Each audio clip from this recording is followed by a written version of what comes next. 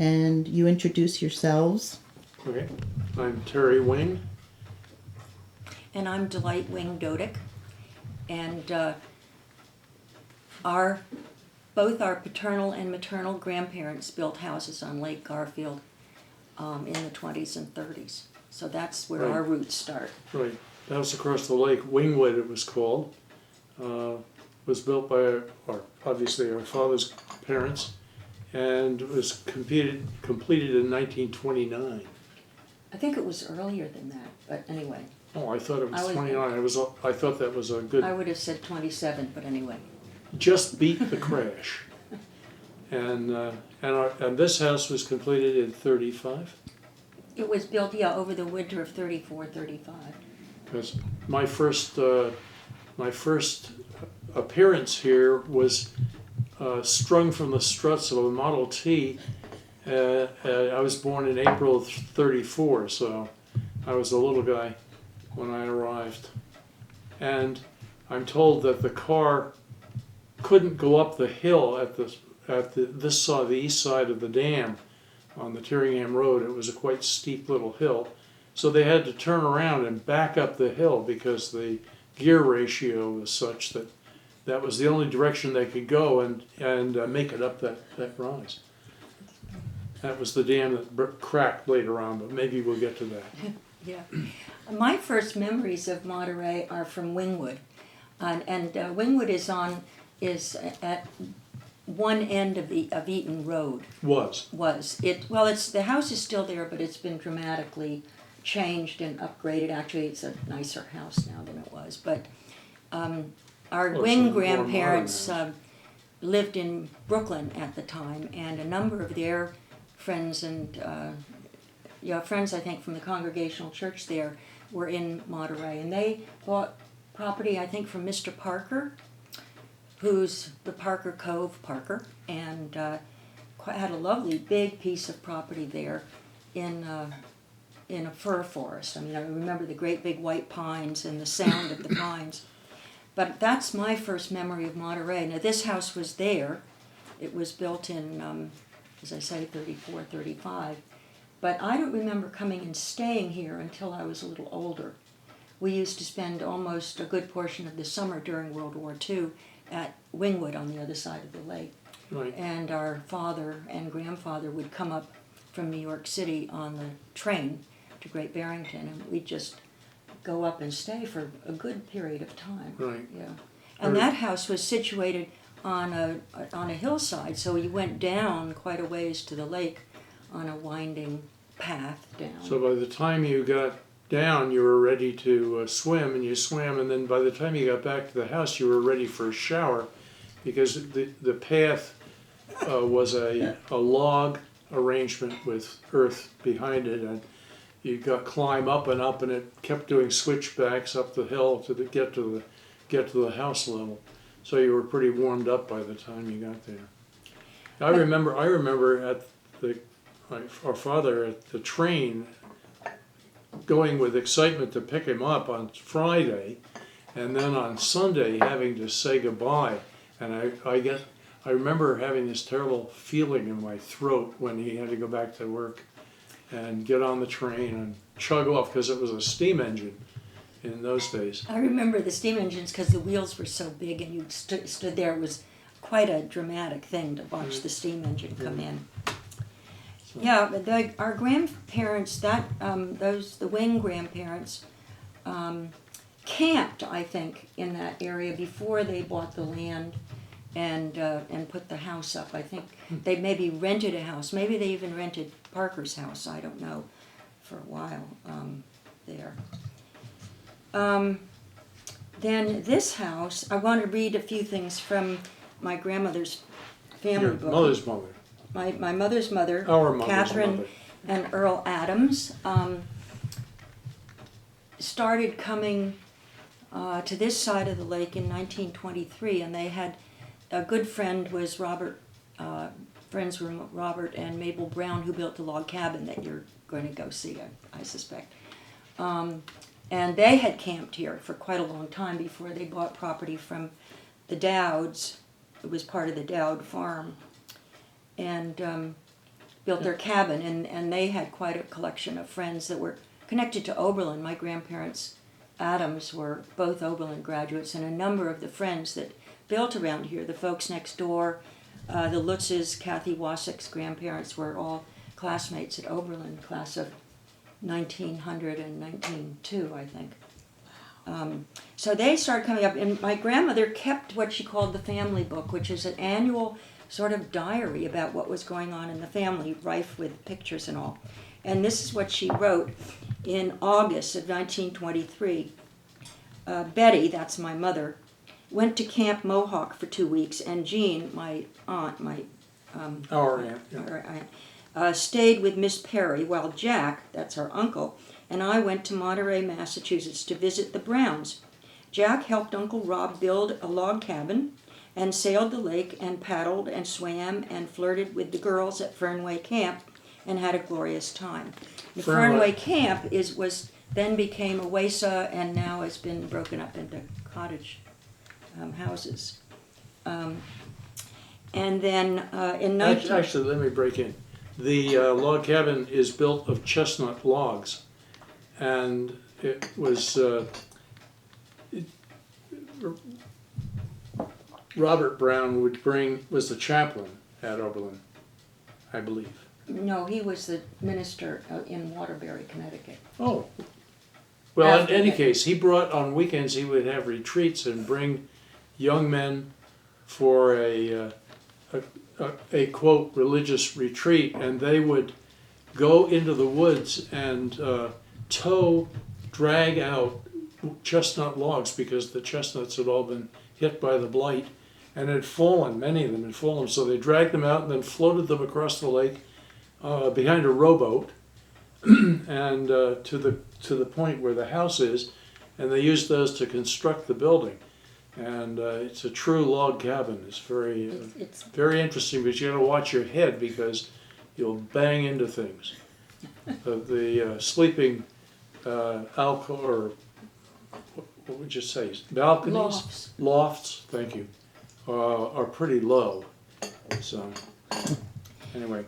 Well, then in 1924, my grandmother wrote, Glenna and I rented a cottage for 6 weeks at Monterey, Massachusetts, right near the Browns' log cabin.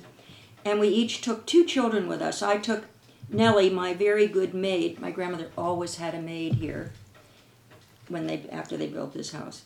It was a very successful vacation for all of us. The children swam and played and studied, and Glenna and I read all we wanted to and sewed and visited with the Browns. Well, now the house they were renting was the Wilsons' house, which is now John Camp's house, and there was a postcard with with a picture of the house on it. And Glenna was Glenna Clark, she and her husband, I guess, eventually built a house that was next door to this one, which burned down in the late 1960s, and that's where Paul's and my house is now, on that side of that property. So there are some wonderful pictures here. I don't know whether you can get them of these gals in bathing suits and bloomers and. You can see why Jack flirted with the girls. Well, no, this is my mom and Glenna and Glenna Marie, and the pictures of my mother and grandmother. Attractive young ladies, actually. Is it possible to take them out? Yeah, do you want? Well, if you can take one out, let's see if we can. I can take the page out. Would that be helpful? Yeah, because it's the gloss of the. And then hold it up and let me see how I can get in on this. Okay, now. You may want to close up on it. These are pictures of my mother, who was called Betty then, but her name was Phoebe Adams Wing, and Glenna Marie, who was the daughter of Glenna, my grandmother's friend, my grandmother's best friend. They used to go antiquing around here, and there are all sorts of wonderful auctions around that I think almost everything in this house was probably bought at auction by them. And the house next door was very similar in style to this, with the bedrooms, 1 bedroom downstairs for the maid. You finished with this? No. and and bedrooms upstairs with a balcony. Well, I don't have to do that now. Yeah. Anyway, that's so my parents actually met here. Our parents met here. Right, I My always mother- imagined that they met because my father's parents lived across the lake. I imagined that they met in canoes in the middle of the lake. And today we often see groups of boats out there, high-powered motorboats of various sorts, gathered together full of teenagers all having a great time. And I think a it's probably not time-honored changed tradition. a whole lot. Well, here's a picture you might zero in on of some of the kids on a dock, and the lower picture is my mother and father. Now, that was before this house was built, because this house wasn't built until after Terry was born, or just Or about at the finished, same yeah. time. Yeah. Yeah, and so it's kids lined up on a diving board. You know, I mean, it's a classic picture, and my folks looking longingly at each other. My dad graduated from Yale in 1930, and my mom from Smith in 32, and so it was in the late 20s that they met as teenagers here. So When did they get married? they married in 1932. Dad had just finished a master's at MIT when my mom graduated, and they were married that June after she graduated. She went to study in France for a year, a school Junior year. year abroad. And he was very sad to see her leave, I'm sure. And I think he was anxious about it, and all that Paris meant to everybody, the wild life of Paris. Well, yeah, we won't go into those stories. They're funny. But anyway, that year when she was away, he was at MIT. And then the year she was a senior, he and some of his engineer friends were working in Schenectady, actually, for, what, GE? Is that what was in Schenectady? Yeah. Anyway, so we... basically, from the day we were born, were brought to Monterey to summer. The earliest memories I have is of Wingwood, But then Well, I suppose the that's- memories here were when we were like 10 or 11 or 12, and we'd come Right. and spend a week. Because Grandma and Grandpa used this house as their summer home. They actually had 3 stops. One was here in the summertime, the high season, and then between and a house in Naples, where they would go in the winter. Naples, They were, Florida. Naples, Florida, yeah. Naples, Florida. Yeah, they were snowbirds long ago, and in between they would stop in New Haven. They had an apartment in New Yes. Haven, I think. Yeah, they which could was stop sort of- in New Haven, and so they actually lived here all summer long, and we would come. There were 4 children, 2 boys and 2 girls in their family, and everybody would come at some point, or almost everybody would come every summer and visit on some occasion, I think. So we were here for really short periods of time, maybe a weekend or an extended weekend here. But as you said, we... Island. What? You missed the floating islands. You didn't talk about the floating Well, we haven't gotten there yet. Sorry. As Delight said, we spent time, more lengthy time, across the lake at Wingwood. So, yeah, and Joan, my wife, has just reminded us that during that time, the island that's down in the lower end of the lake used to float.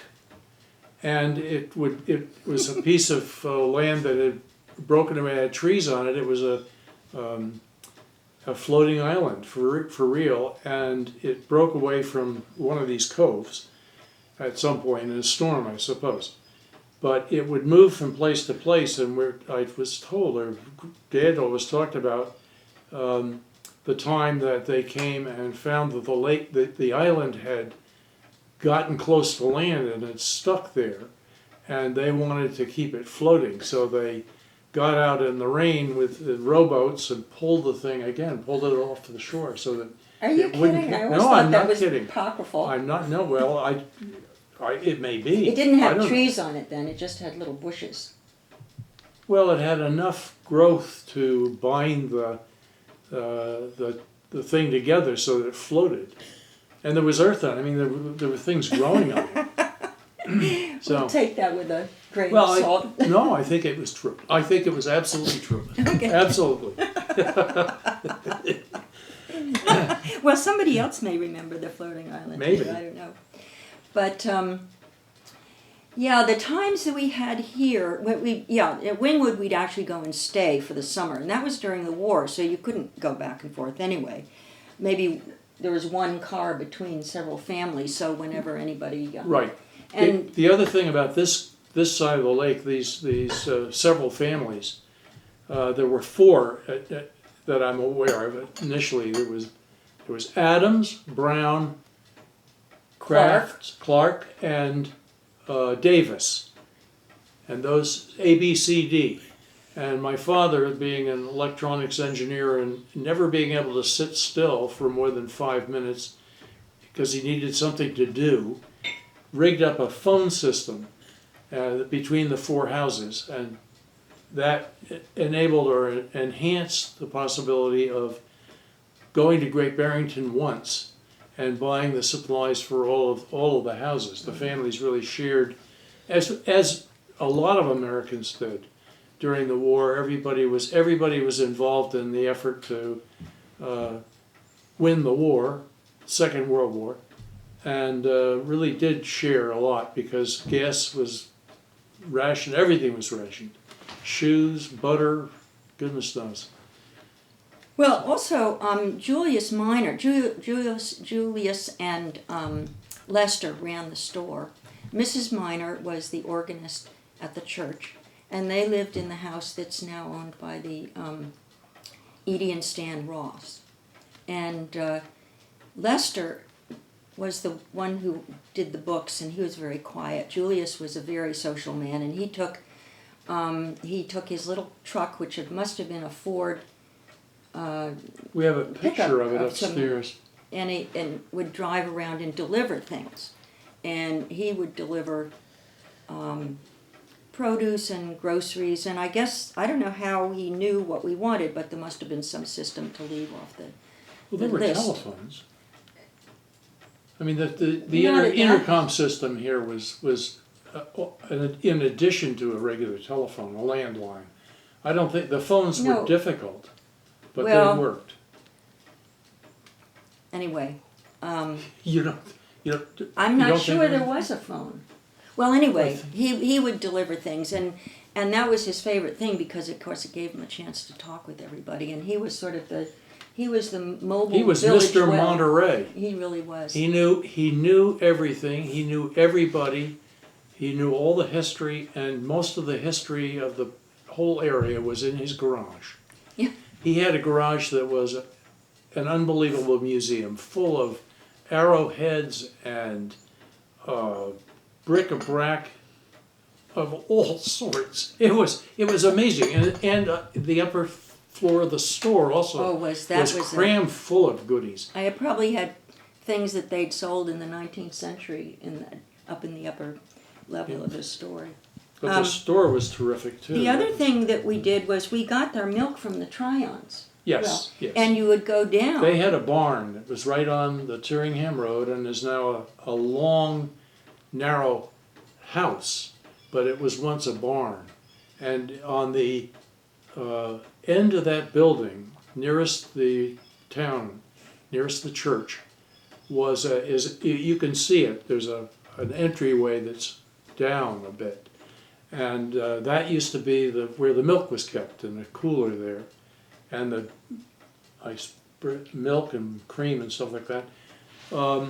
And you would go, when you needed something, you'd go down in there and take the bottle of milk and write on a paper that was on the wall, you'd write down Wing, 2 quarts of milk and the date. And then at the end of the month, you'd settle the bill.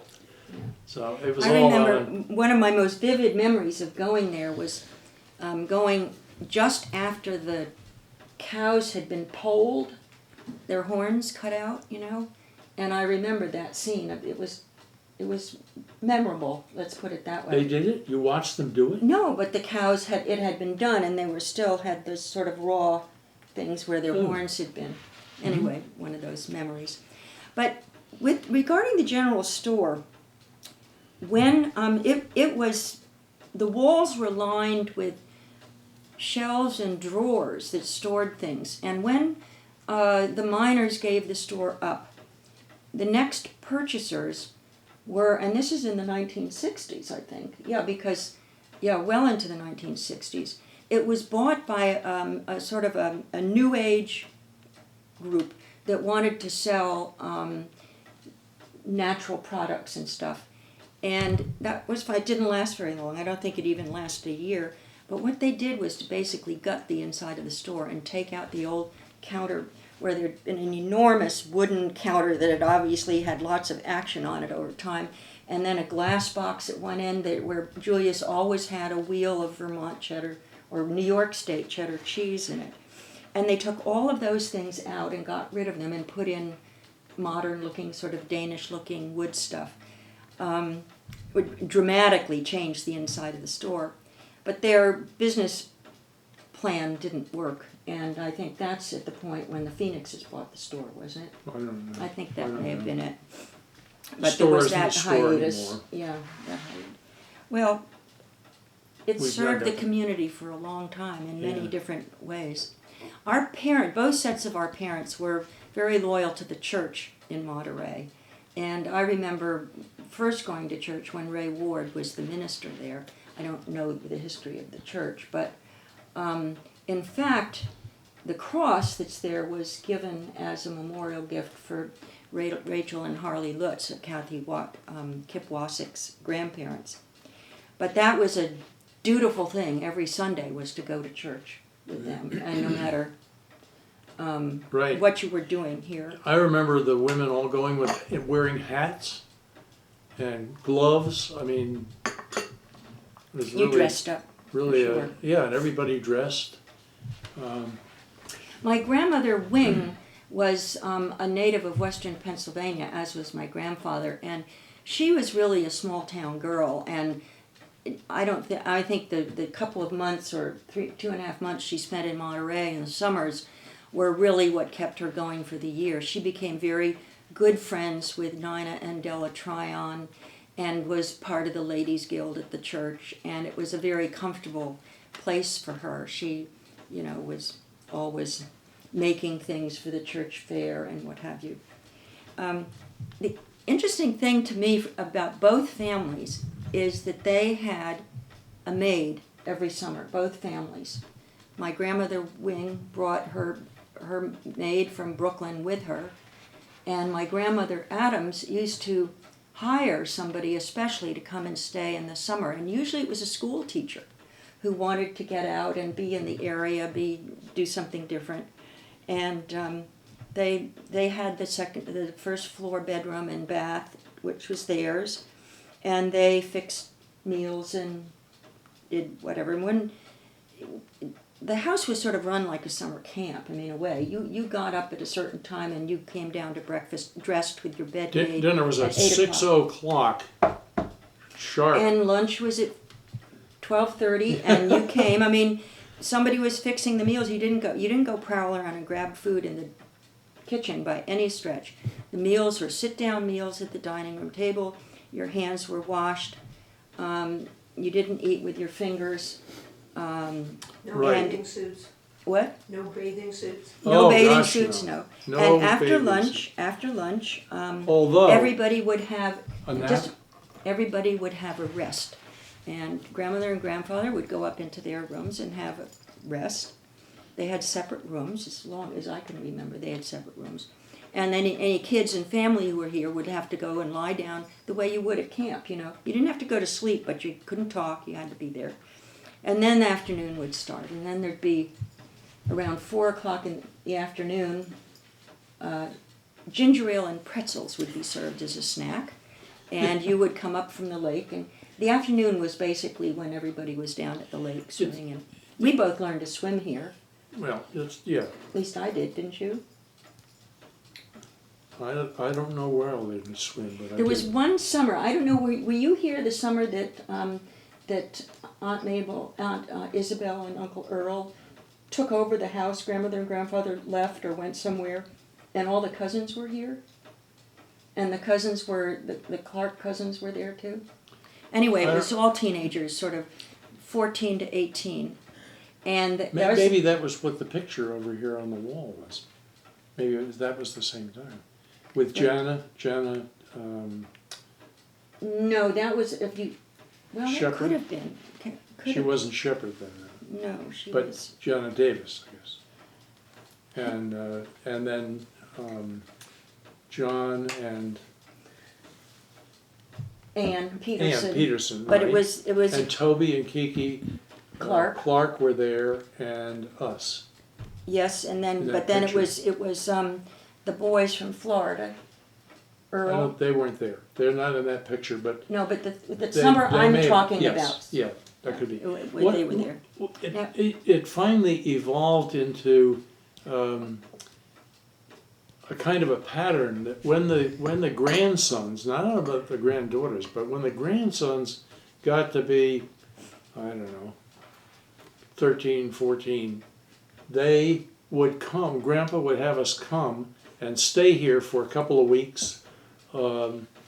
And we worked hard in the mornings, and then in the afternoons he had arranged all kinds of activities. Marcel Posh, whose house was up on the Tyringham Road, was sort of a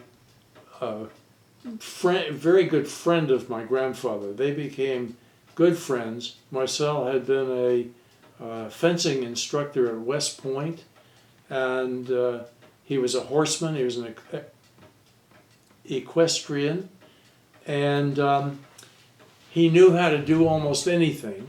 He built his own house, and he would take care of this house. He would jack it up because it's all wood, and reset the footings when it was needed and so forth. Anyway, the boys would be here, and in the morning we'd go out. Oh, wait for the clock. Now, In the morning, Yeah. we would go out and with Grandpa, who had, by the way, a horse, Missy, whose stable was up at the top of the hill where the Elephant Rock Road meets the Hoopie Road, and it's across from the Wassick's house now, and Joe Wassick has a lovely garden there in the summer. But Very there were two fertile horses. garden because it's where the stable used to be. Yeah, I'm sure it was a very natural thing. Anyway, we would go there. The Lutzes, Harley Lutz had a horse too, Topper. And Topper was the more active of the two animals. Missy was a very calm and acquiescent creature, and she was the one that the kids rode. We rode.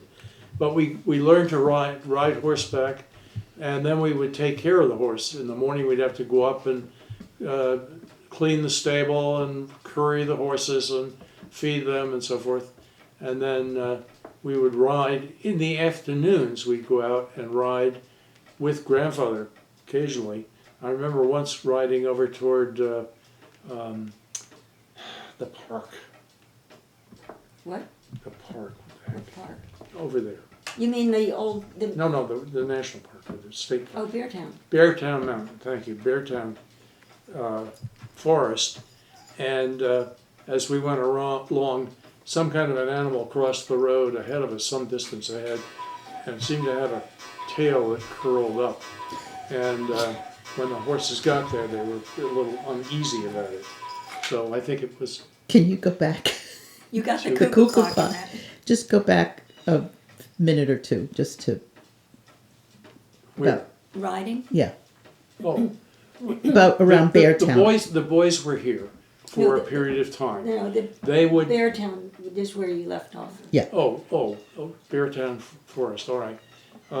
One day when we were riding out that way, and many of the roads that are now have macadam on them were then dirt roads.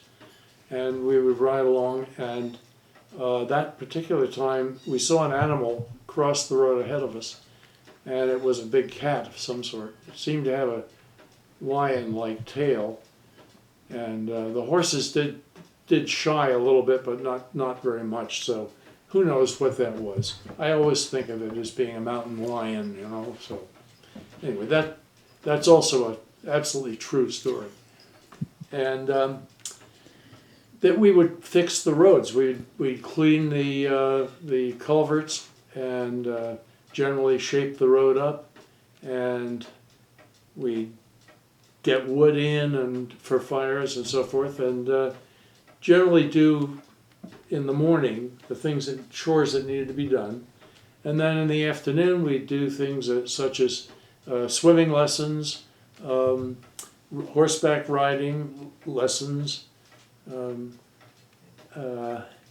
riflery. I remember that one of the camps had a rifle range out there. Marcel was a rifleman. Yes, sure. He was involved in most of this. He worked at the Jason camps. Yeah, he actually told me a story. He said that when I was 4, he was in the ring with me and had a rope on the horse. The horse was walking around, and I was sort of bumping along on top of it. And he said the horse bounced me off. And he said he knew I was fine because I landed on my stomach. He didn't give me much room. Around the 4th of July, he would sometimes sneak up on the house and throw firecrackers under the bedroom window. Anyway, he was a lovely man. He loved me, so I loved him, I guess. And anyway, so the boys had a relationship here of working and playing hard. I mean, we had a good time. Grandpa let me drive his bright red Oldsmobile sedan once. Mm-hmm. I think more than once, maybe. But when we got we were going to Great Barrington, and when we got to the stretch of road where the Gould Road turns off to the transfer station, why, he would always say, "This is the only straight stretch in the road to to Great Barrington. You can go a little faster." So I'd go a little faster. Anyway. Olive Davis had a car with a rumble seat in the back. Do you remember that? Vaguely, yes. I remember the rumble seat. Oh. I don't remember the girls being given particular chores. I think we helped wash dishes and that kind of thing. But I remember we used to ride in the morning after we'd gone up, and we used to go up with the horses too. Mm-hmm. But we didn't do the heavy work. You didn't do the shoveling of We had stuff. My cousin Deborah and I were often.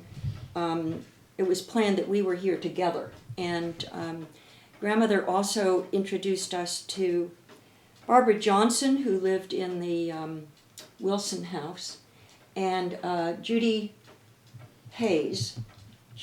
What was Judy's last name? Judy Bidwell. Was her last name? Okay. She also was our age, and so we'd be put together to play with, and they were sort of summer friends that we had. Let me back up a little bit. Can I?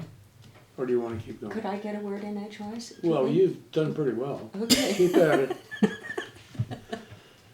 I want to tell about the time when all the teenage cousins were here. Okay. And because that was the summer, Skeet was 18 and he could drive.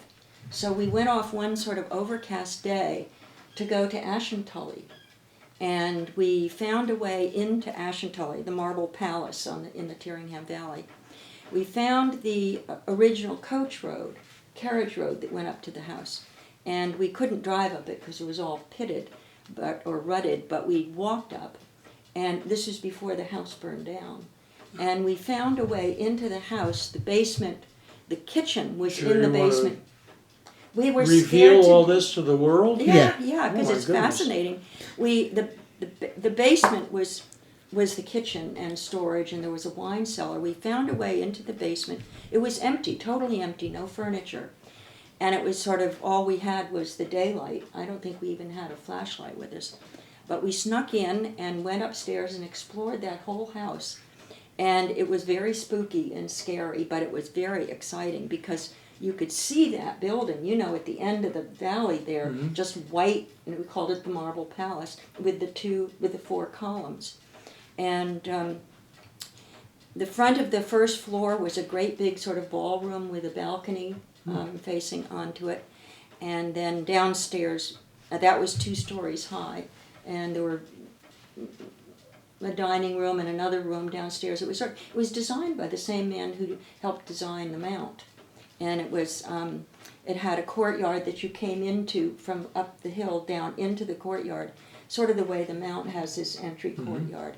And then the second floor was the second half of the open half of the big ballroom, but then bedrooms around, not very many. And then the third floor was tongue and groove. What do you call that kind of paneling? The vertical paneling, dark wood, sort of, and it was the servants. Paneling, you call it. Okay, and it was that was the servants' quarters. I mean, there were smaller bedrooms and that kind of thing, and so we prowled around, and there was nothing in the house except a dressmaker's dummy in one of the rooms, which scared the bejesus out of us when we came upon it.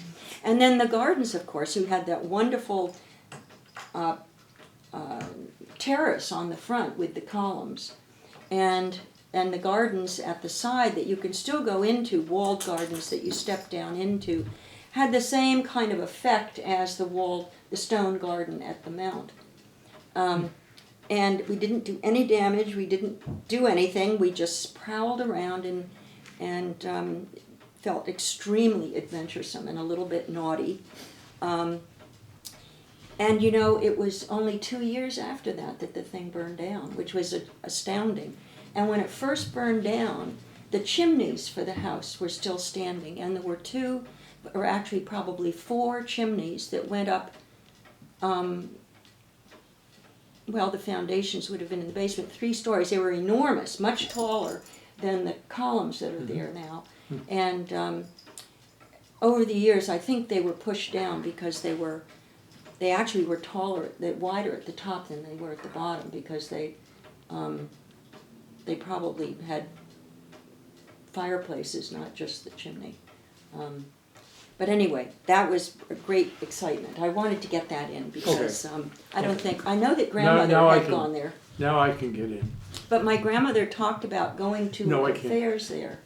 Grandmother Adams actually went, and when there was somebody living there, and had went to some kind of an afternoon party. She told us about. Okay. We've already talked about the fact that our grandparents had a maid here. Actually, a housekeeper. Someone who cooked and took care of the house. And after a series of mature women, they hired Gail Heath, who was a teenager, and she was my age. And she was here for several years, helping them. Was she? And she did the cooking, and she learned to cook. I mean, I suppose Grandma helped her initially, but she's very, very close to us still. We're still good friends, and that's a long time ago. When I think she was like 15. I can't imagine, because she was cooking for a house full of people. Yeah. I mean, she worked hard, but it was. Well, she was sort of one of the cousins too. Yeah, she was pretty anxious about it when she began, and there's a famous time. That's mean. Don't tell that story. Yeah. Okay. Well, all right. Yeah, but she was added a whole. Anything can be edited out. We don't want to even edit. have it there. We don't want no. We've become good friends, and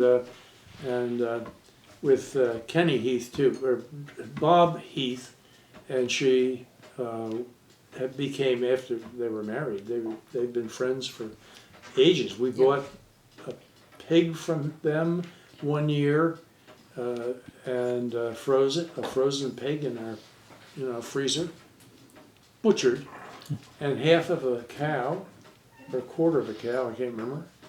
And anyway, we always visit. So I think I mentioned before that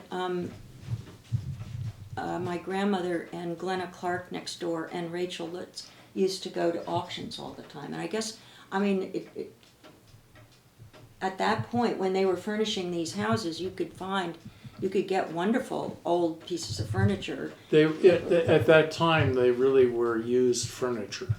Well, and they were often, I think they were estate sales where the farms were being sold off. Some of them. Yeah, the cobbler's bench, that blanket chest there, the table, a lot of the chairs we're sitting in were things that they acquired. The furniture hasn't changed a whole lot. No. This couch, the leather couch, is new.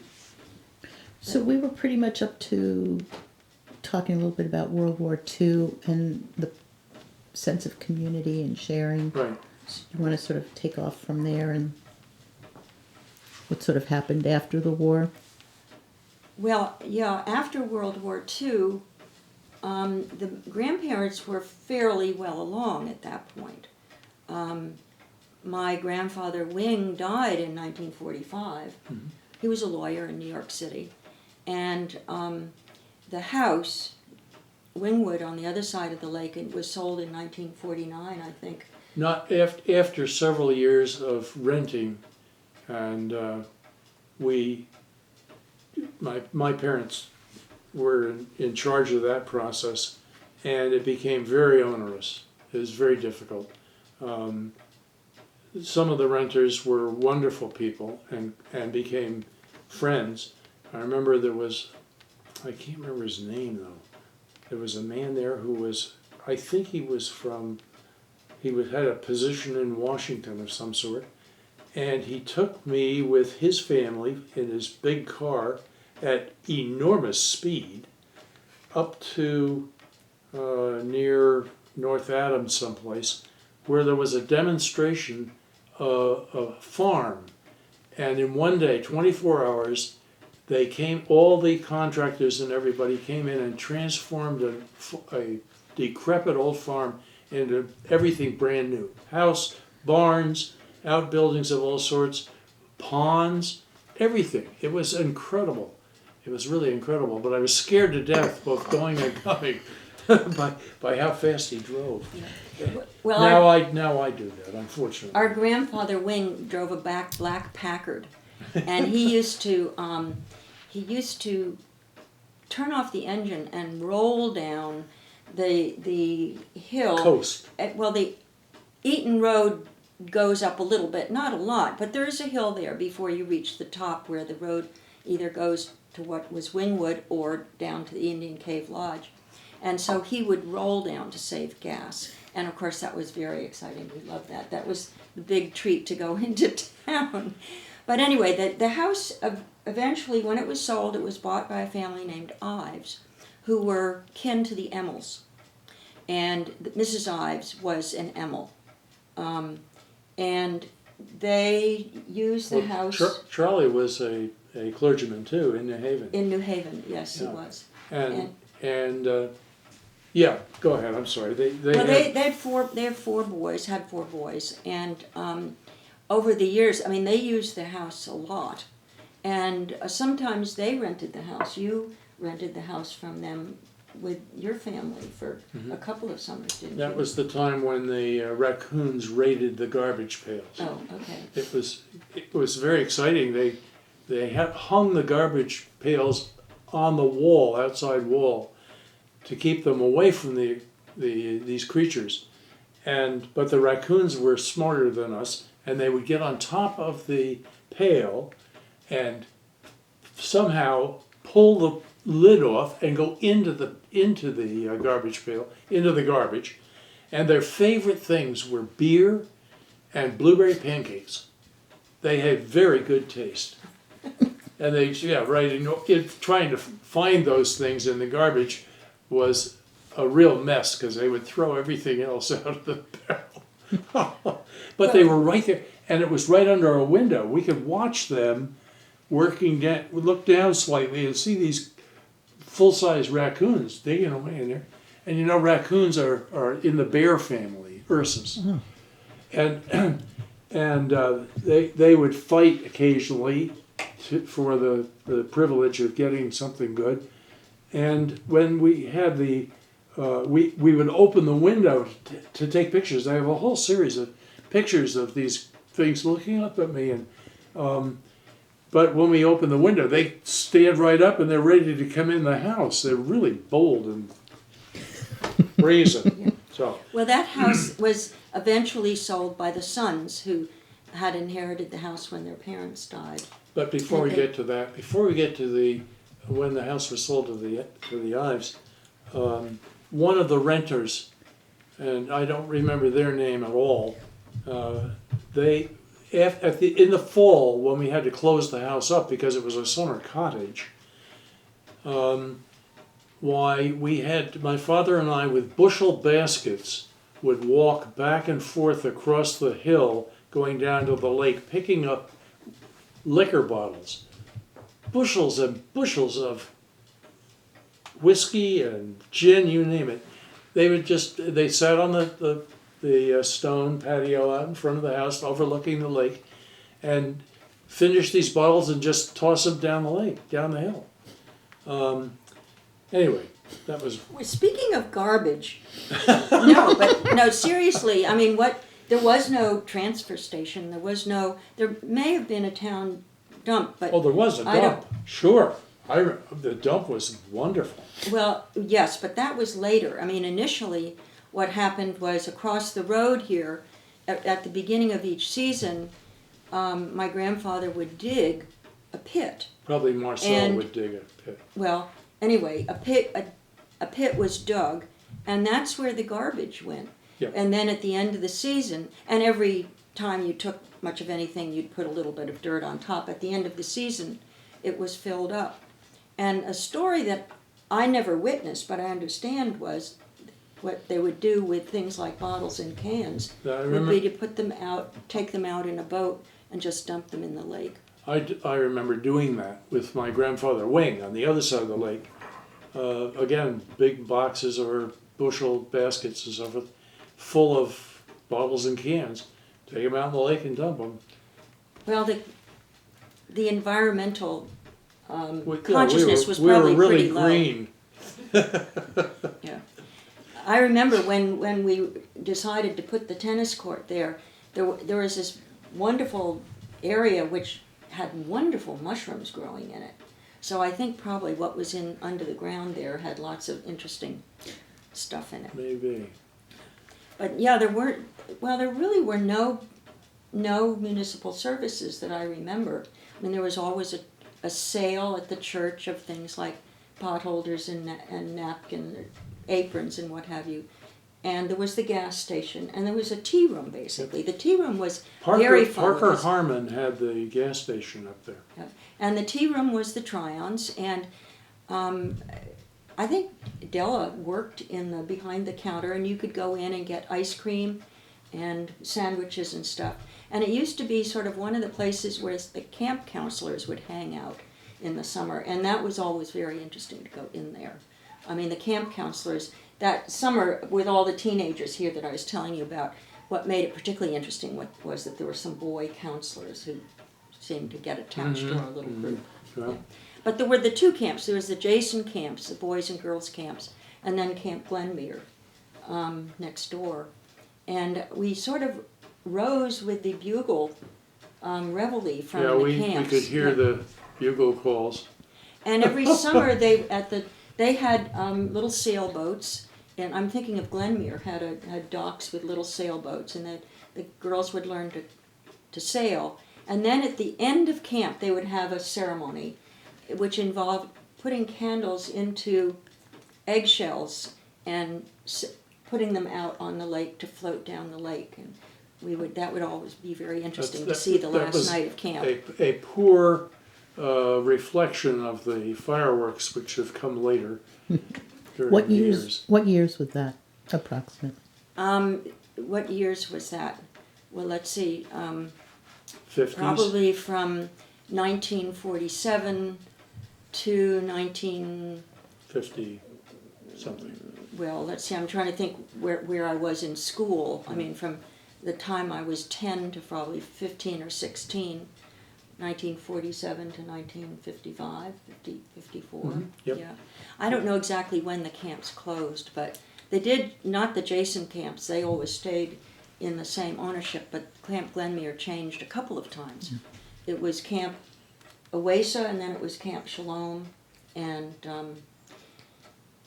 they were definitely an important presence in the community. One event related to the camp that impressed my grandfather very much was Mr. Winter was the owner of the camp. I can't remember which camp it was, and it seems to me they must have had horses, and in that way my grandfather got to meet him and knew him. And one day, apparently, he was driving his car toward Monterey, and he came over one of the little hills, and there were all his campers in the middle of the road, all over the road, and he drove into the woods. And he was injured, and my grandfather was always very impressed by that. What a brave soul, and a careful man. You mean that he didn't hit the kids? Yeah. I don't think he was speeding, but suddenly they were all over the road. There's nowhere for him to go, and so he just turned into the woods. That's pretty impressive. A story about Julius Minor. Let's back up a little bit about downtown. The Dodyk talked about the ice cream place. The tea room. Tea room, yeah, the tea room. What's now the town hall was at that point the Grange Hall, and the Grange Hall was a center of social activity for the town, for the community. And on Friday nights, it seems to me it was Friday nights, although it may have been Saturdays as well, they had square dances there. And the thing that's impressive to me now when I look back on it is that everybody went. Everybody from the newest tiny baby to the oldest grandparents. And the grandmothers would sit on chairs around the room, and the babies would sit on their laps, and everybody else would dance together.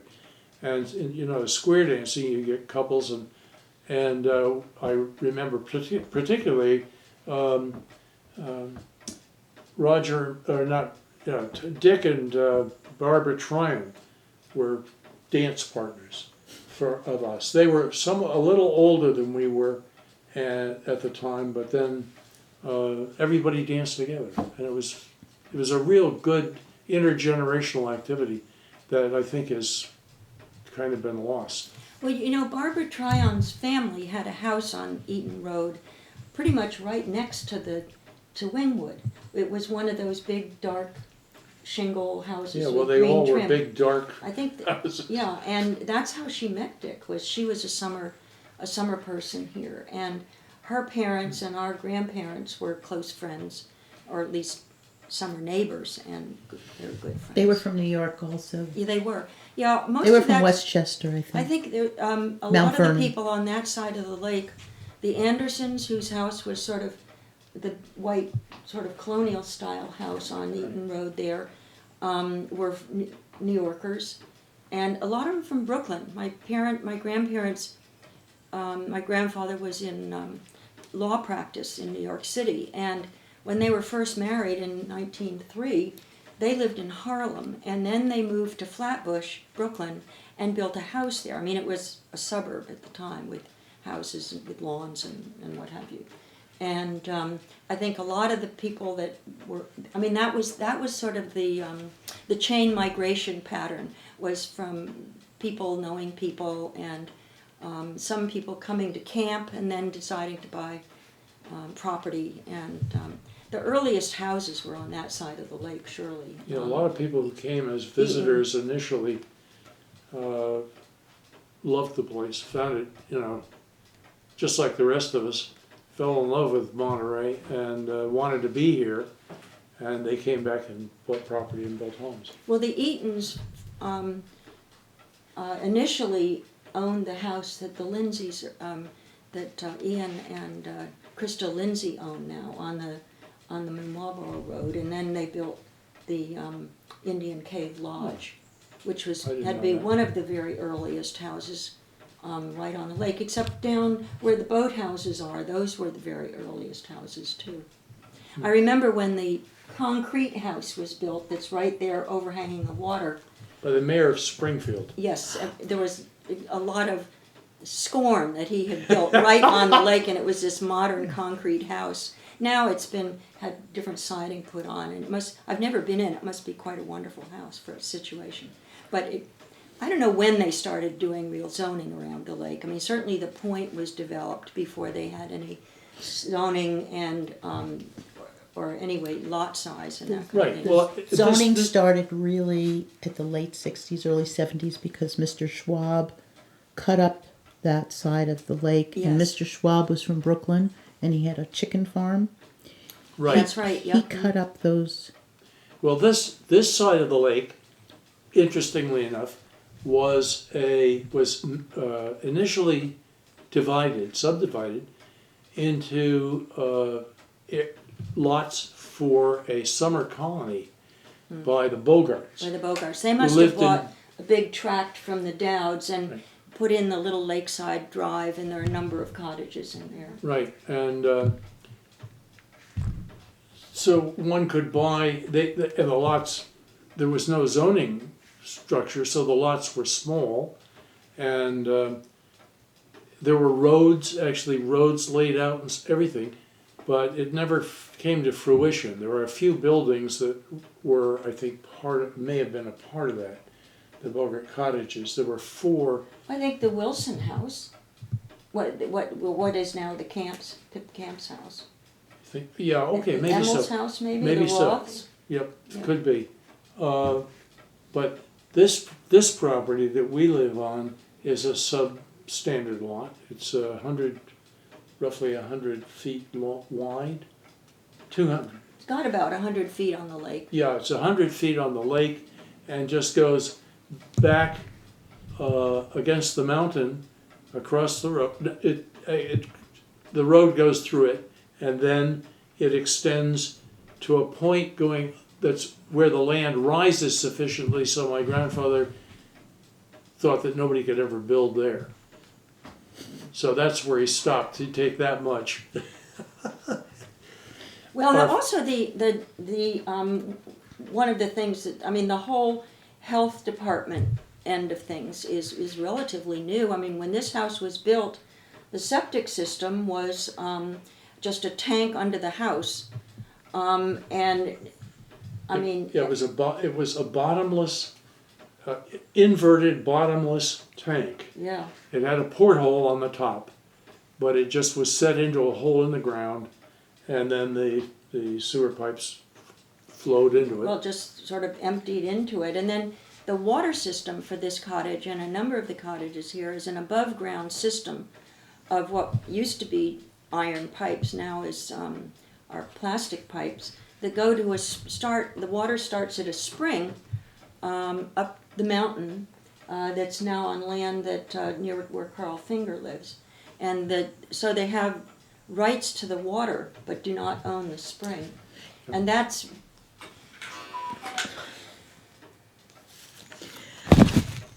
I need to move you a little bit because the light is starting to come right I can see there. it, yeah. So you can either move a little bit All right. that way. Okay. Yeah, so, 'cause Terry, did you want to tell your Harvey Oswald story? I thought you would tell that. Oh, yeah, I could do that, sure. Now, what were you talking about? Well, I was talking about the water system. Right. And the, Okay.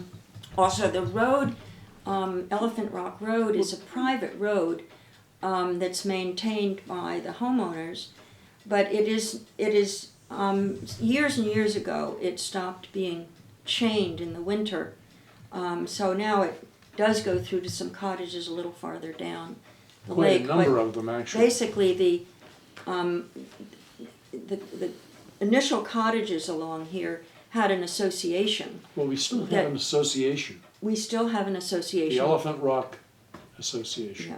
Yeah, ERA.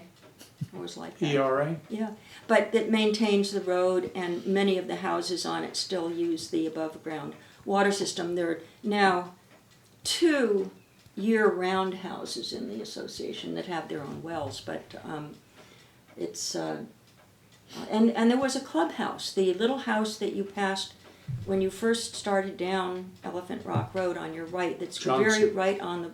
pretty much right on the road.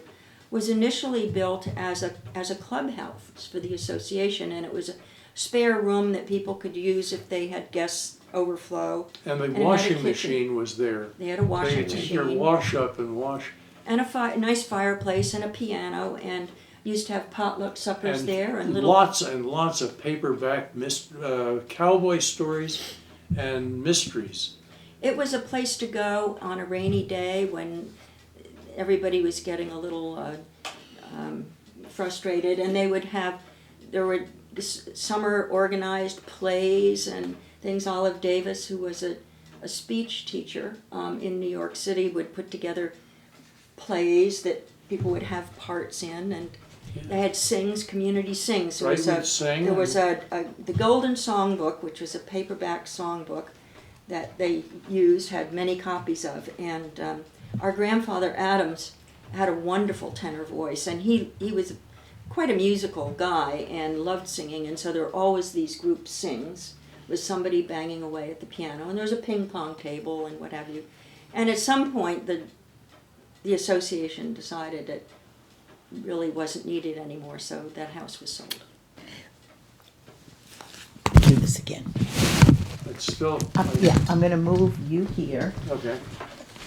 the right. I'm gonna move you here. Terry's gonna move over to where the light was. Okay, well, let me use that chair, Yeah. because Oh, okay. it fits better. Okay. And then we're gonna move the camera. In hopes that the tick-tock of the clock isn't gonna be too much. Oh, and you can hear it, can you? Oh, yeah.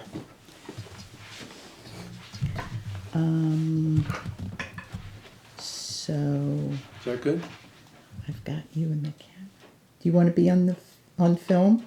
Oh, I'll move. Terry's getting washed out from the window, so could you move a little bit? Sure. A little bit. Yeah, let me see. How Very little? busy background here. Yeah, but it's beautiful. Your house is so beautiful, and it's so lovely to have it for a backdrop. Well, it's lovely to have it, period. Do you want the overhead lights off? No, this is actually a good idea. This looks so good. I'll turn this way. Hmm. Get some more I don't know whether these Oh, pictures. this is lovely. Okay. All right, we're back on. So, Okay. you remember what you were talking Well, about we were the talking- social hall that you had here. Right, Social hall, yeah. When was The the? common building. When was it sold? I don't remember. I don't Quite a remember while. It must have either. been A in the long late time ago. 50s. Yeah, probably the late 50s. Yeah, the fact that the road and the water system were common utilities, what made for a good meeting place for or point issues around which people came together. We still have the association is a real association, legal one. And we have an annual meeting and treasury and so forth in order to provide monies to hire one of the Trions to come and crown the road properly and fix the drainage and whatnot. Fortunately, we have Joe Wasik, who is a hydrologist or a hydro engineer. He worked on the Aswan Dam and on a number of very significant worldwide issues or building, and he actually built a huge landfill for Orange County, New York, Sullivan County, New York. Anyway, so this group of people, families who all were sort of in some way or other related to Oberlin College, came together here, and it's been a wonderful community, become a wonderful community for all of us, I think. So how many, going back to your grandparents, so how many of you are still here? How many? Well, let's see. We have in our family, none of the Wings, the descendants in that family, since the house was my uncle Martin had built a house of his own on property that had belonged to Wingwood, and they summered here for quite a long time. In fact, there are a number of women in Monterey now, I think, that probably took ballet lessons from my cousin in Monterey because they were here all summer. But at this point, there are none of the original Wings except us on the lake. But there are a lot of original Adams, and my mother's siblings' children, her brother Jack's children. All three of them have property here. Kathy Adams Walker has a A-frame farther down the road, and she also owns with her brother Charlie and Rob a house down Lakeview Road down next to the Emmels, and that's a house that their father acquired. He didn't build it, I don't think, but he acquired. He bought it. He bought it from our uncle, or our Aunt Jean's husband. Yeah. And they've been in that house for a very long time. Yeah. Yeah. Yeah. And then my mother's sister Jean's grandson has built a house across the lake on Bidwell Road. Doug New. He lives he lives pretty nearly in the backyard of the Emmons, on Bidwell Road, and So let's that's see. it. So that's one house, two houses, three houses, 4 houses, and counting this, and 4 5 houses, counting 5 yours. counting our house. Yeah. Yeah. Paul and I built the house next door 11 years ago on the property that had been the Clark house. And that house burned down in the late 60s. Labor Day weekend, Delight actually. and Paul were here in this house, and you better tell the story. Well, we were here with our 2 girls. The girls were little.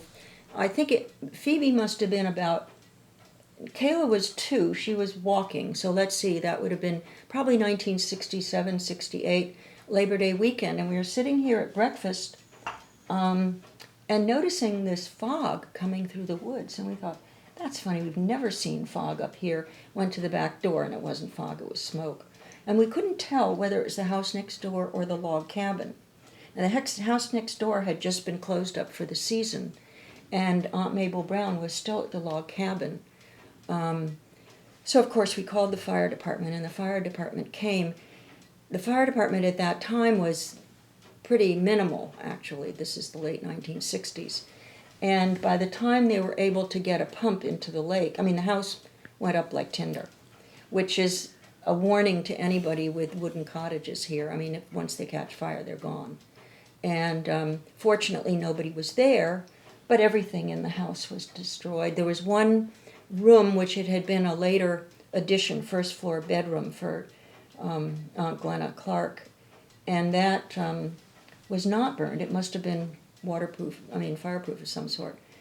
But the house basically was gone. And it was probably, they think it might have been, there had been a thunderstorm the night before, and they thought maybe it had been lightning strike of a tree that had jumped onto the wires or something. They never really found out. The hot spot in the house was where the wires entered the house, electric wires. So anyway, that property that had been inherited by stepsons who had no particular interest and never had no tie to Monterey. And so in the 80s, we bought the property just to have it. and then decided. Not Kiki and Toby? No, it was inherited by Ellen's sons. In fact, no, both Kiki and Toby were living in California then. Anyway, Well, I so think he's in Arizona, New Mexico. well, anyway. Anyway. So that was that I like was the green instead of all that a warning, desert. a warning Yeah. about these houses. I mean, Oh, they yeah. really, they're incredibly sturdy. They've lasted this long, but it doesn't take long to make them go down. Yep.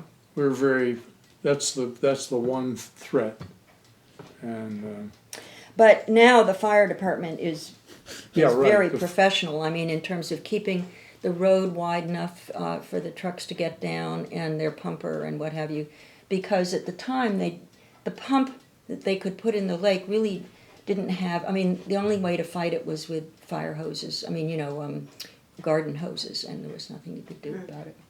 But fortunately, it was not Aunt Mabel's log cabin, which would have been very tragic. But there were mostly people along here. I mean, it was quite alarming, actually, very alarming.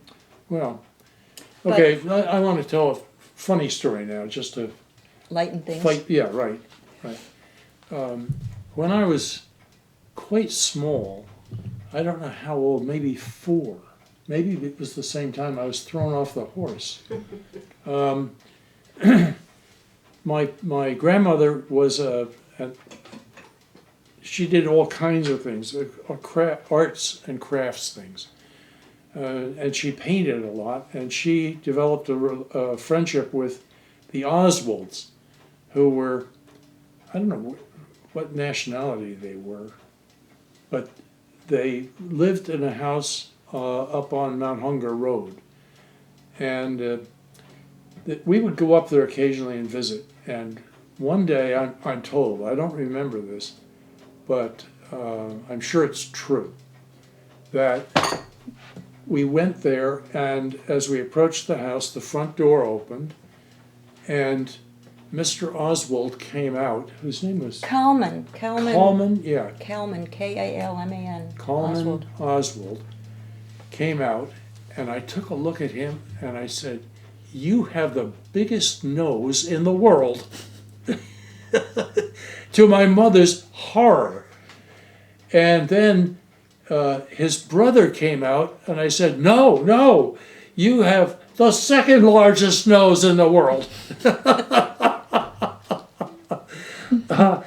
I'd learned a little bit of math, I guess. Well, Kalman Oswald was a painter. Yes, I guess A I wonderful know painter. Yeah. not I famous, think but he was certainly a Czech competent. or Hungarian or Yeah, something. yeah. And And they did have very big noses.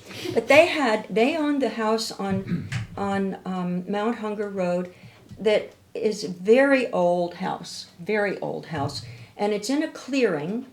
If you drive the length of the road, it's very distinctive because you come down. It's after the road. The road's been improved up to about Nancy Kolodner's house, and then it becomes pretty much a one-lane dirt road. And that road goes down, and then there's a clearing with a pond on one side, and this beautiful 18th century house. I don't know.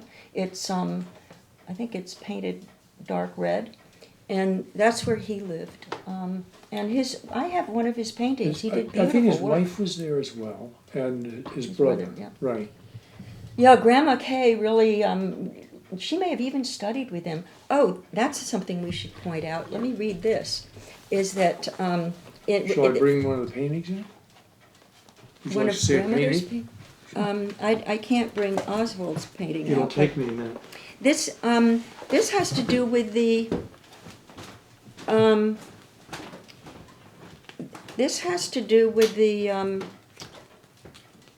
the art school. Let's see. Oh, this is an entry from 1929, and grandmother writes, "This coming summer, while Earl is on his annual Western trip, the 2 girls and I will be at Monterey. Jean is to be in the Berkshire School of Art. She may have some talent along that line. We hope to find out by this summer course." And So my Aunt Jean, well, this is grandmother's Yeah, painting. this is Grandma She did a Kay's. lot with, this is a palette knife painting of birches here. But she took classes there too at the art school. And I asked my Aunt Jean, she just died last year at the age of 102.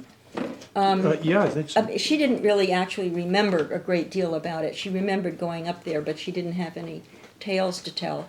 But my grandmother was an avocational artist. She also did beautiful toll decorations on tin. And Barbara Tryon, a few years ago, gave me a tray, that my toll decorated tray that my grandmother had given them as a wedding gift. And they'd had it all these years, and Barbara said, you should really have this back. And I was delighted because grandmother used to give these things away as gifts, and I don't think anybody in the family really had any. I never had We one. have one. But Yeah, we do have you one. have one. Okay. Those were among she the probably things. did. Those were among the things that she bought at these auctions that they went to, Was and- old tinware. and they're. It All is. over the It's your. place. It's at your house. That's too bad. But anyway, they're large trays, kind of with shapes to them on the ends and handles, and she would paint them black.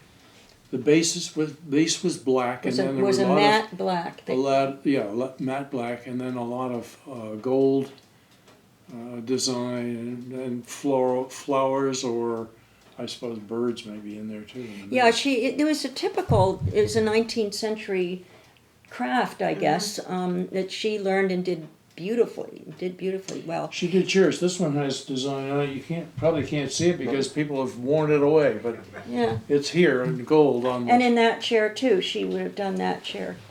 One of the things that grandmother did, grandmother was great friends with Julius Minor. I remember that Julius was a guest when they had their 50th wedding anniversary. But she and Julius had a nice friendship going, and at some point, probably in the 40s, maybe late 40s, maybe early 50s, Julius found in the second floor of the store the original shutters for the store. And they were very faded and badly worn, and grandmother took them and restored them, repainted the words on it, because it was, from the store, there's a list of things like all sorts of strange snathes and what have you. You know what a snathe is? No, It's the curved part of a scythe. it's the blade. You mean? I think it's the blade, or maybe it's the stave for the. Anyway, those shutters look very authentic, and they are authentic, but they've been repainted, and grandmother, deciphered the words on it and painted them. So at one point, I remember Leonard Weber did a nice picture, I think we have, of the store shutters, and the letters are very clear on it, and over the years they've worn, but she restored them. And I've heard people say, oh, these are the original shutters, and they are the original shutters, but they have been restored, I think. Paint's not original. Yeah. The other thing that I remember her painting with other people too. I can't remember what the group was, but they painted the pipes of the organ in the church. You mean gilded them? Yeah. Oh, interesting. Julius Minor, another story about Julius Minor. When Paul and I were first married, our oldest daughter was born in 1962, and my parents rented one of the cottages up the hill near where Carl Finger lives for us to have a vacation, and Paul was still in law school, and so we came out, and I don't know whether it was for a month, it may have been a month, and I think you had the house for another month, didn't you? Probably. The hilltop house over there, up in back of We Carl were, Fingers. Anyway, Right. We were there at least once, yeah. and we were in the Yeah. small one at the bottom of the hill Yeah. too. Well, we would take Phoebe, who was just a little person, in a backpack, and go hiking with her. We used to go blueberrying up on Mount Hunger, where there were high bush blueberries that are now all gone. They're all grown over. But Julius said that he would take us to see the foundation of the original church. And so we went with him and parked on Carrington Road and walked up through the woods to the cornerstones there that are in the woods. This was well before. I mean, this would have been early in the 1960s, after Hargis and Brush had bought the house, but before there were any trails and that kind of thing. And we went up there, and sure enough, there's a DAR marker where the church was. That was very exciting. And then he said, well, what you've got to see is in the Bidwell house.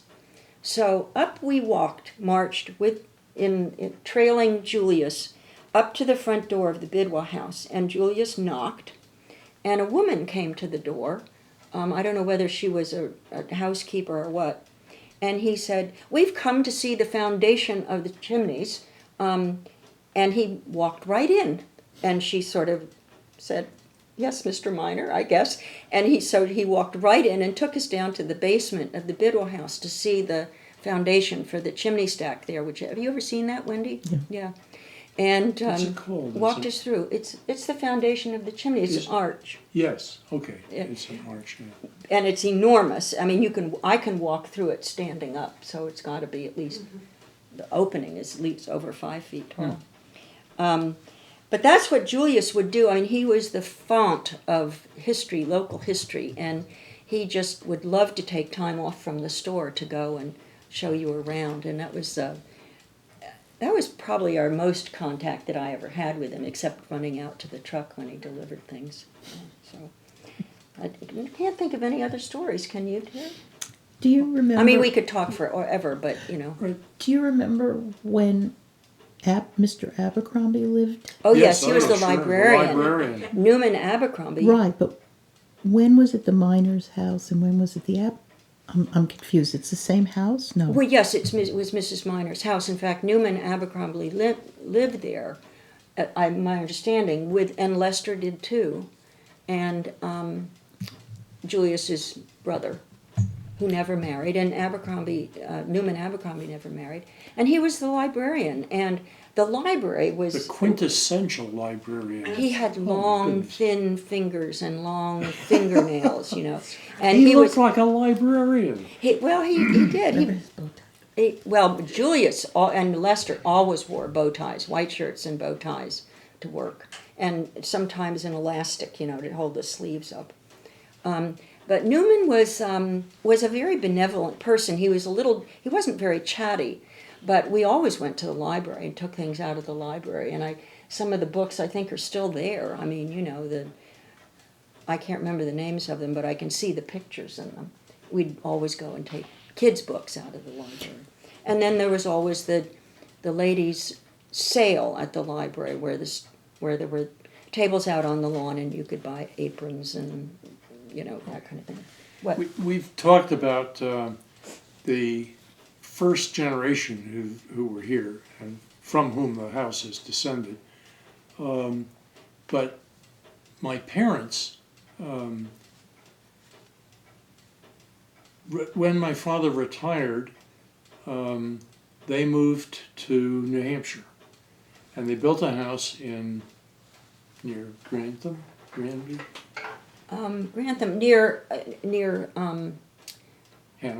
Hanover, yeah, just south of Hanover. Near Hanover, and they I don't know how long they lived there. Quite a while. They lived there until they moved to Kimball Farms. Yeah, my dad began to have difficulty with his memory.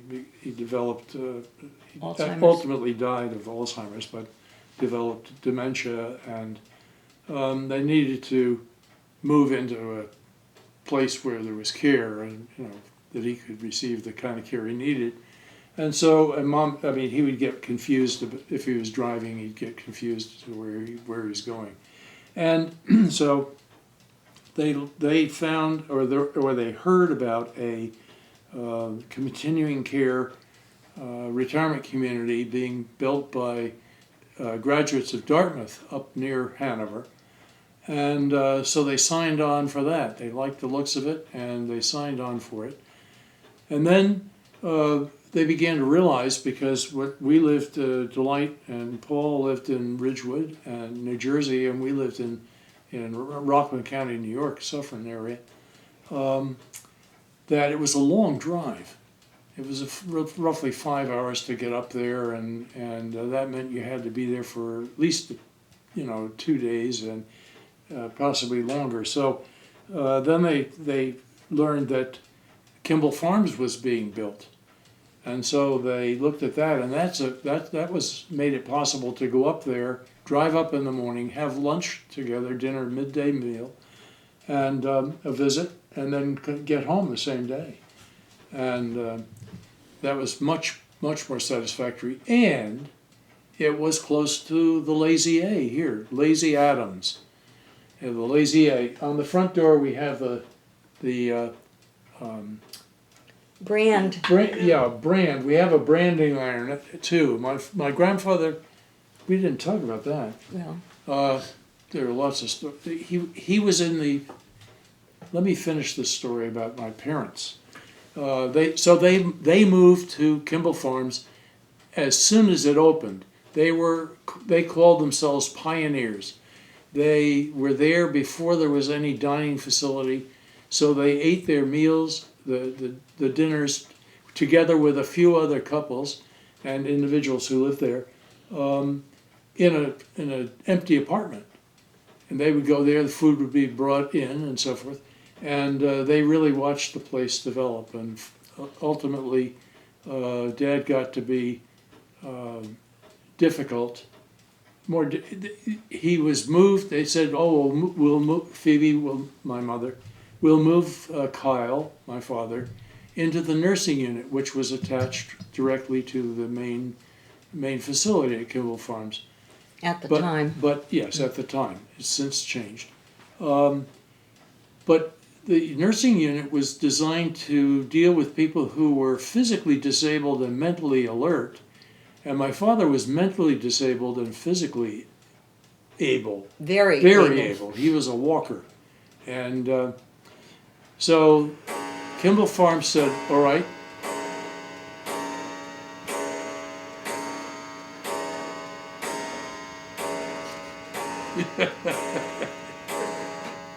noon. High noon.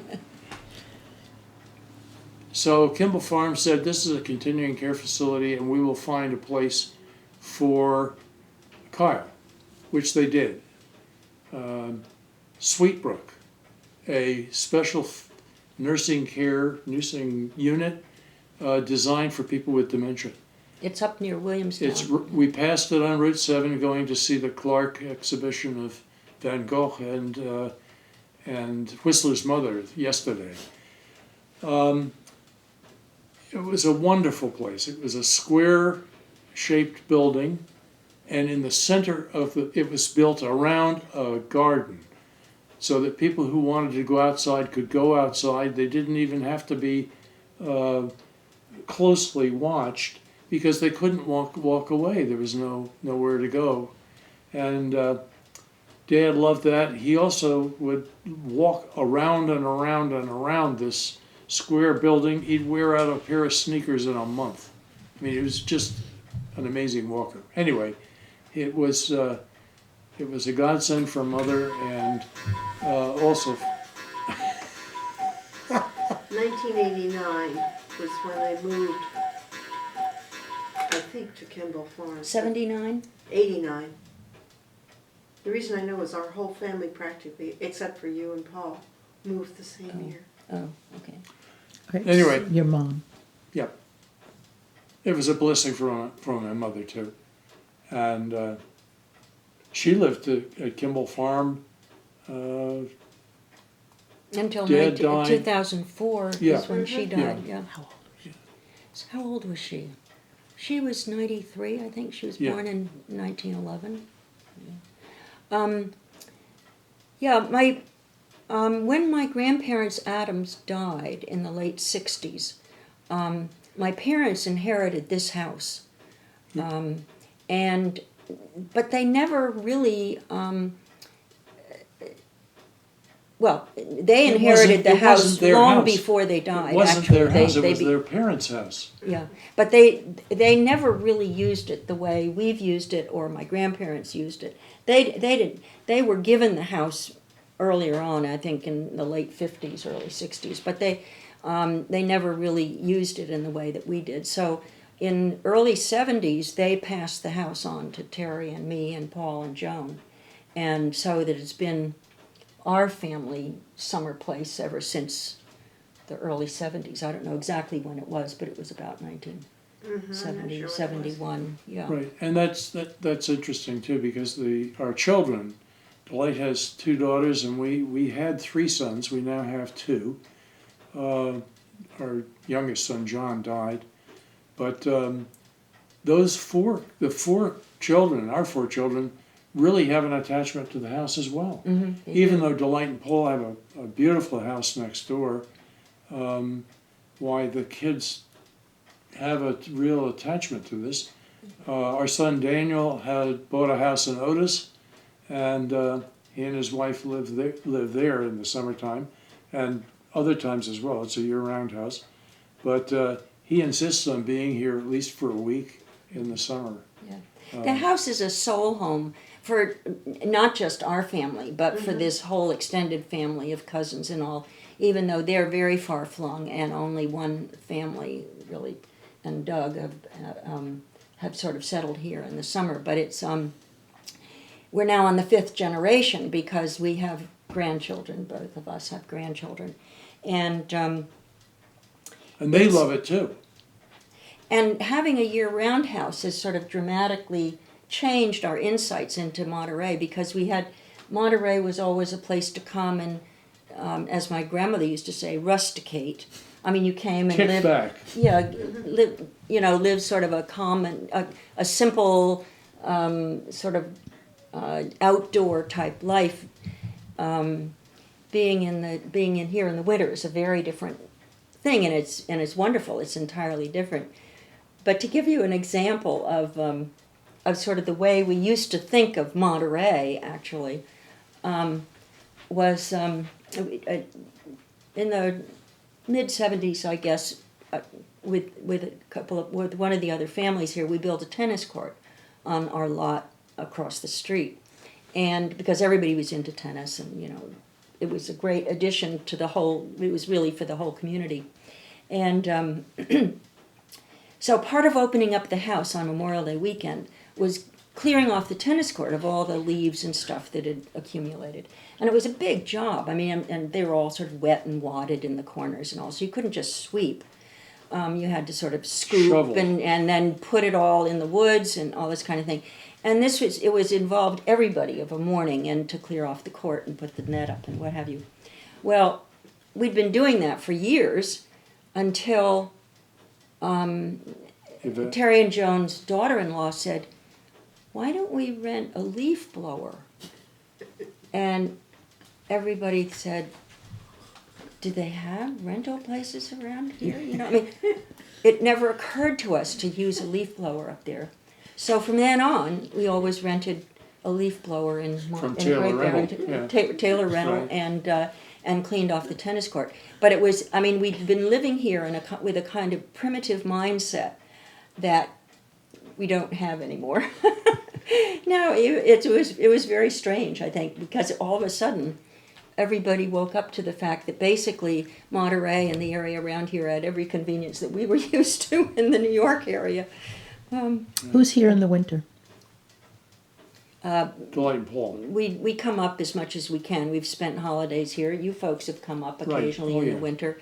Anybody in the family who wants to come up can use the house in the winter. We don't live here year round. Right. Is this house winterized? No. No, this house has an above ground water supply and is not insulated anyway. You have to drain it. But it does have a telephone. Big modern convenience. We have hot water. We have a hot water heater. Listen. Do you remember the party line? Yes, absolutely. Well, this sort of jerry-built telephone that my dad rigged up was definitely a party line. But we did, at the first ones, was a party line. But we knew everybody on the party line because they were our neighbors. Yeah, it wasn't quite a can with a string attached, but it was sort of like that. It was funny. Yeah, the house has been modernized. We modernized the bathrooms at one point, which was a big improvement. The downstairs bathroom was basically is sort of an L-shaped thing with a a huge water, clawed tub. I mean, huge. a clawfoot bathtub. You had to sort of climb around it to get to And the. to get into it, you get had to to the climb sink. over the barrier, the wall. And it went out. It weighed about 300 pounds. It was It went out and down under the house, where it stayed for goodness knows. And now How we have many a years? bathroom with a shower, and a tub shower. And when cousin Doug built his house, he wanted a clawed bathtub, and so the tub was floated across the lake. no, it wasn't. That's another of my true Nobody. stories. This No, is no. about floating logs over the lake. I mean, they're No, from the hill up here. I think that is No, historic. they were from the hill up there. Well, they sweetie. came all the way around. All the way around, they pulled those out. They needed a number of Oh, them. well, and anyway, there's there's the telephone. Modern Yep, telephone. there's the telephone. A real phone. Yeah. And anyway, the tub Anyway, is now across it's now the an lake. heirloom. It was all refurbished and is now in their house in a pride of place in the master bathroom. It's great. It's Oh, no, because we were having everybody on Sunday, everybody around on Sunday. So yeah, well, Joan is now talking about the getting together because on Labor Day and Memorial Day and the 4th of July, everybody sort of descends and you have cast of thousands in all the houses along here. How many family members can you house in the two houses? Well, this house has 5 bedrooms and our house has 5 bedrooms. is that what you meant? Yeah. So there are 10 bedrooms between the two houses. Certainly all your kids and grandkids could be here at once. Yeah, well, since Dan and Yvette have their house in Otis, that helps too because they have extra bedrooms. They have two extras. Oh, dear. Terry has 2 sons, 2 daughters-in-law, and 2 grandchildren. Right. So that your family comes to what, 10? No, Oh, I'm so sorry. 2, 4, 6, 8. yeah. Right. Yeah, Yeah. that sounds right. Yeah, our grandchildren, Adam is the eldest, and he has just gone to Australia. He's in Melbourne, Australia, living in an apartment with a woman roommate Well, not everybody. whom he found on the internet, Actually, that's here. and in the 3rd floor of And, a rehab firehouse. but people can't come. And he's He got is a a job. systems engineer, and Yeah, he works for he's a a working consulting for a company. consulting firm called Landrum and Brown, which consults in development of airport development. September has never And been his particular specialty is in security. And so he's gone off to Australia. And Sarah is a junior now at Rensselaer. She spent the summer in England Well, on a special because it was program John's birthday and Robin's working on stem cells and, to develop a technique for getting medicine to the parts of the body where it's needed and quickly and efficiently. well, So bubbles on well, I know bubbles. that, yeah. So She anyway, was in Oxford yeah, for the she's summer. working in And- Oxford with the scientists Because I there. remember trying to- My daughter Phoebe and her husband Adam live in Cambridge, Massachusetts, and they have 2 boys. or John- And our other daughter Michaela and her husband Eric live in Boulder, Colorado, and they have a daughter. And that Lily was here with us for 3 weeks in July, getting the Monterey fix. All the kids have come Yeah, now. yeah, and they love it No, too. that's not smart. I would Yeah. love to have you Oh. here, but I. So and Lily the same lives way in- with Kathy Walker. I mean, her 2 girls. One lives in Connecticut, the other lives outside of Springfield, and they come use her house or use the house down by the lake. And her brothers come with their children and grandchildren. Well, not all of them have grandchildren, but anyway. And that's the same way with all the houses along here. They're down to the 5th generation. And of course, they don't really know each other anymore. I mean, my girls wouldn't know the 5th generation of the houses next door necessarily. So that the community, that sort of close-knit community of vacationing alone together, is sort of thinned out. And the idea of coming and just staying here for 3 months, which is what people initially did, doesn't happen. I mean, people come up for a week or the weekends, in and out. So it's a much Right. more Trans- diversified and transient community. Yeah. But it's here and it's in people's blood, that's for sure. Yeah. Yeah, Monterey is a magic place. And I'm only partly saying that. Bullhead Rock is right across the lake here. That's the other thing about this property. My grandfather said that's the best spot in the lake, and the deepest hole is right offshore here, and that's where the trout gather. And bass. Yeah, the And- fishermen come and park there. But Bullhead Rock is over there, and that's a large sandstone piece. And Elephant Rock is up at the top of the hill here, and that's a big sandstone piece. And I guess they were brought here by the last ice age and left. And Well, we had a long conversation with a lady who talked about the fact that there are rocks like that at specific points of latitude and longitude all over the world, What- and that they're connected. It's moraine, I guess, or moraine rock. Well, swimming to Bullhead Rock and back is the rite of passage for the kids. One of them. And one of them, yes. And Lily, when she was here this summer, she's 10, decided that she had a chance to swim across, and it didn't work out for whatever reason, I don't know. But next year she's going to swim across. That's the triumph, is doing that. And the other thing is that my parents early on acquired a grave site, a graveyard plot in the old graveyard that's Let me on tell the whole story. Beartown Road. The selectmen in Monterey are the committee for the cemeteries. No, the cemetery committee is. Well, it's a part of, they're responsible for it. They may have a committee that actually does it. So, the basic rule is that people who live in Monterey, permanent residents, can have a cemetery plot. Well, my parents had been coming here for a long time. Well, since 1930s, Yeah, since the 20s. 30s. 20s. 1920s. And so the committee agreed that it was appropriate for them to be able to have a plot. So they wanted a plot. And there was a gentleman who was to take them to see what was available. And he took them, started to go to the Corusher Cemetery. And they said, no, we want a plot in one of the old cemeteries. He said, the one on Mount Hunger Road.